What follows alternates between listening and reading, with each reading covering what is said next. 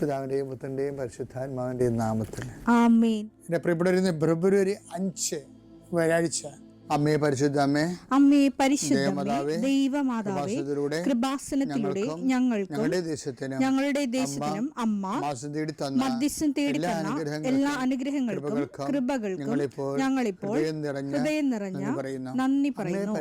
അമ്മേ പരിശുദ്ധമേ, ദൈവമാതാവേ, 2004 ഡിസംബർ 7 ഉച്ചകഴിഞ്ഞ് 2:30 കൃപാസനത്തിൽ സംഭവിച്ച അമ്മയുടെ പ്രത്യക്ഷപ്പെടലിനെ തിരുസഭയ്ക്ക് സമർപ്പിച്ചിരിക്കുന്ന പഠനരേഖകളുടെ മേൽ സഭാത്മകമായ പഠനം ആരംഭിക്കുവാൻ ഞങ്ങൾ പ്രാർത്ഥിക്കുന്നു. അമ്മേ പരിശുദ്ധമേ, ഭൂസ്വർലോകങ്ങളുടെ രാജ്ഞിയായ അങ്ങേയ്ക്ക് ഭൗമസംരക്ഷണത്തിനായി പ്രപഞ്ചപ്രകൃതിയെ തന്നെ തിരുസഭ പ്രതിഷ്ഠിക്കുവാൻ ഈ പ്രത്യക്ഷീകരണം വഴി ഇടയാക്കണമേ. പരിശുദ്ധമേ, ജപമാല മാതാവേ, സകല കൃപാസനം പ്രാർത്ഥനയോടും ചേർത്ത് ഞങ്ങളിപ്പോൾ പ്രാർത്ഥിക്കുന്ന ഈ കുടുംബത്തിന്റെ പ്രത്യേക നിയോഗം പറ മക്കളെ.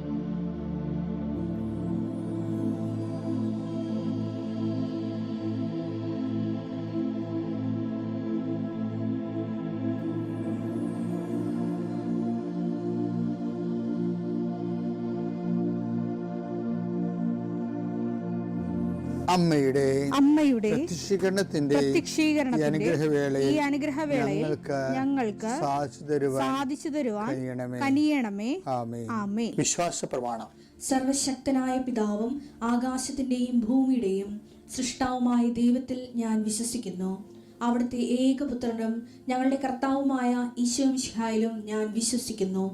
ഈ പുത്രൻ പരിശുദ്ധാത്മാവിനാൽ ഗർഭസ്ഥനായി കന്യകാമറിയത്തിൽ നിന്ന് പിറന്ന് പൊന്തിയോസ് പീലാത്തോസിന്റെ കാലത്ത് പീഡകൾ സഹിച്ച് കുരിശിൽ തറയ്ക്കപ്പെട്ട് മരിച്ച് അടക്കപ്പെട്ട് പാതാളങ്ങളിൽ ഇറങ്ങി മരിച്ചവരുടെ ഇടയിൽ നിന്ന് 3-ാം നാൾ ഉയർത്ത് സ്വർഗത്തിലേക്ക് എഴുന്നള്ളി സർവശക്തിയുള്ള പിതാവായ ദൈവത്തിന്റെ വലതുഭാഗത്തിരിക്കുന്നു.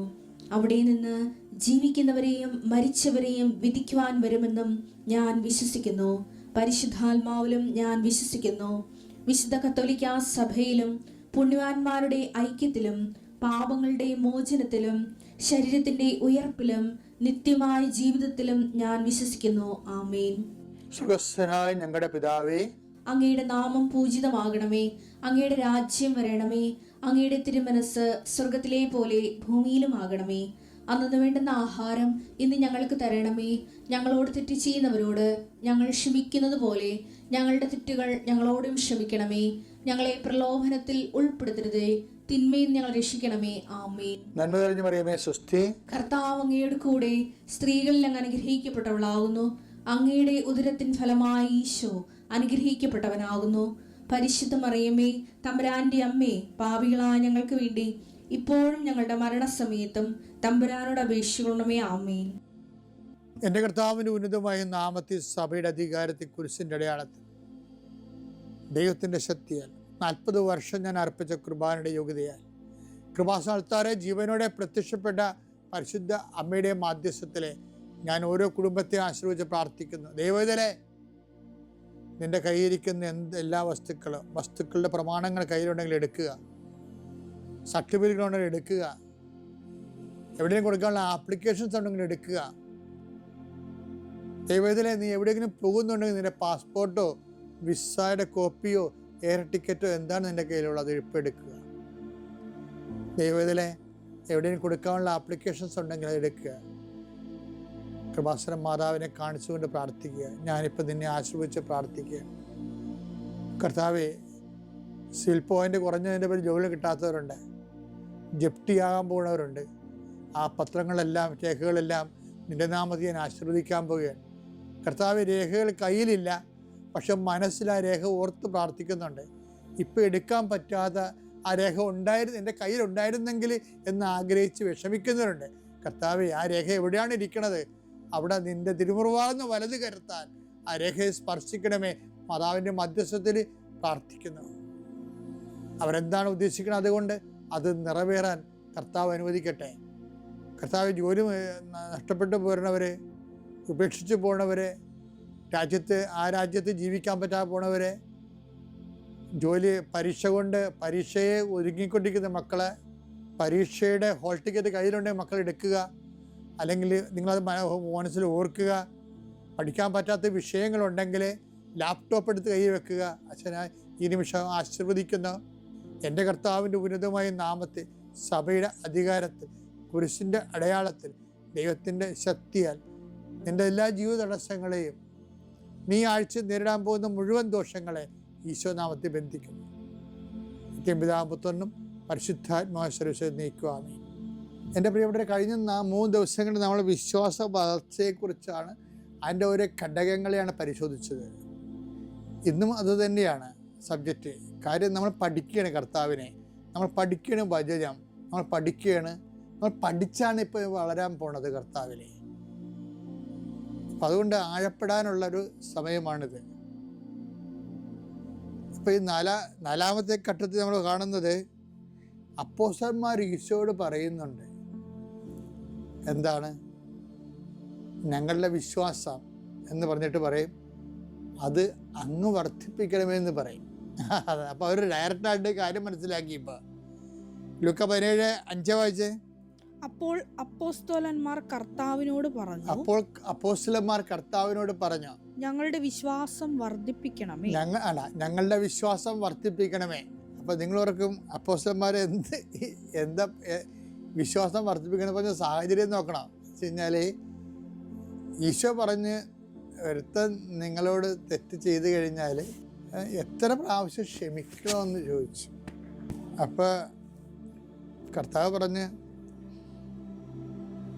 70 പ്രാവശ്യം ക്ഷമിക്കണമെന്ന് പറഞ്ഞു. ആ മരണത്തോളം ക്ഷമിക്കണമെന്നാണ് പറഞ്ഞത്. അതൊരു ഹെവി ഡ്യൂട്ടി ആയിട്ടുള്ള സബ്ജക്റ്റ് ആയത് കാരണം തങ്ങൾക്ക് അത് പറ്റത്തില്ല. കാരണം ഇവർ പഠിച്ചു വെച്ചിരിക്കുന്നത് കണ്ണിന് പകരം കണ്ണും പല്ലിന് പകരം പല്ലുമാണല്ലോ. അപ്പോൾ അതിന് അട്ടിമറിച്ചുകൊണ്ട് ആ പുസ്തകം മടക്കി വെച്ചുകൊണ്ടാണ് കർത്താവ് ദൈവരാജ്യത്തിൻ്റെ പ്രമാണങ്ങൾ പഠിപ്പിക്കുമ്പോൾ അപ്പോസ്തലന്മാർ പറയും, ഇതിനുള്ള മുതൽ മുടക്കാനുള്ള ആസ്തി ഭദ്രത ഞങ്ങൾക്കില്ല, ഞങ്ങൾ എന്ത് ചെയ്യണം?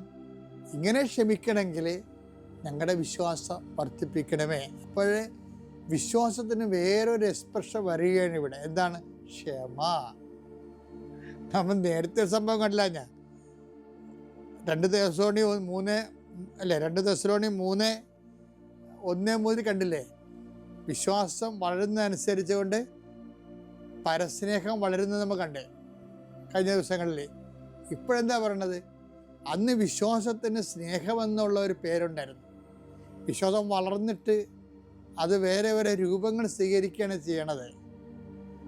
ഇപ്പോഴെന്താണ് വചനം പറയണത്? വിശ്വാസത്തിനെ വളർച്ച മുറ്റിയ പൂർണ്ണമാക്കിയ വിശ്വാസത്തിന് ക്ഷമയെന്നുള്ളൊരു പേരുണ്ടെന്നാണ്.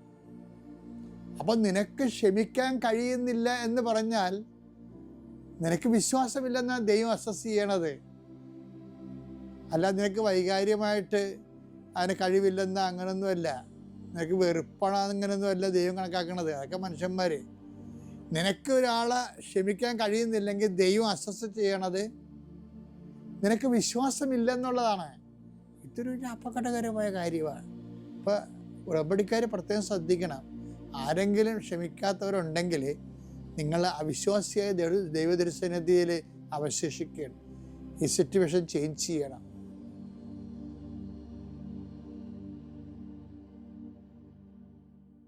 അത്യപൂർവ ദൈവാനുഭവങ്ങൾ ഇനി നിങ്ങൾക്കും സ്വന്തം.